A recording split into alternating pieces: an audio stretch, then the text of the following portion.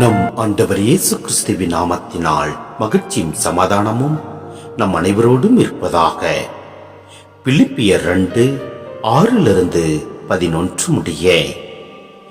கடவுள் வடிவில் விளங்கிய அவர் கடவுளுக்கு இணையாயிருக்கும் நிலையை வலிந்து பற்றி கொண்டிருக்க வேண்டியதொன்றாக கருதவில்லை.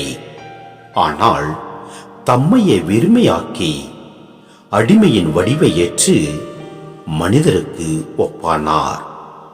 மனித உருவில் தோன்றி சாவை ஏற்கும் அளவுக்கு, அதுவும் சிலுவை சாவையே ஏற்கும் அளவுக்கு கீழ்ப்படிந்து தம்மையே தாழ்த்தி கொண்டார்.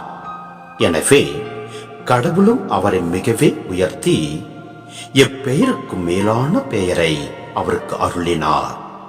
ஆகவே இயேசுவின் பெயருக்கு விண்ணவர் மன்னவர் கீழுலகோர் அனைவரும் மண்டியிடுவர். தந்தையாம் கடவுளின் மாட்சிக்காக இயேசு கிறிஸ்து ஆண்டவர் என எல்லா நாவுமே அறிக்கையிடும்.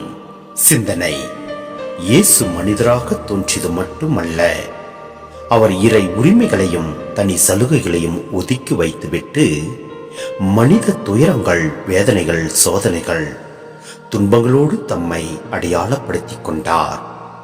இயேசுவின் தாழ்மைக்கும் பணிவுக்கும் அவரே ஒப்பற்ற முன்மாதிரி.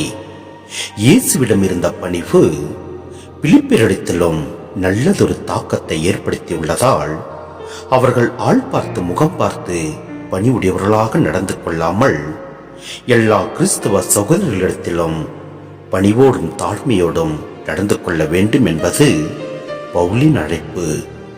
பிலிப்பியர் தங்களுடைய சொந்த திறமைகளில், ஆற்றல்களில், வலிமைகளில் நம்பிக்கை வைக்காமல் இறைவன் அவர்களுக்கு அருளும் ஆற்றலில் நம்பிக்கை வைத்து செயல்படுவதை இது சுட்டி காட்டுகிறது.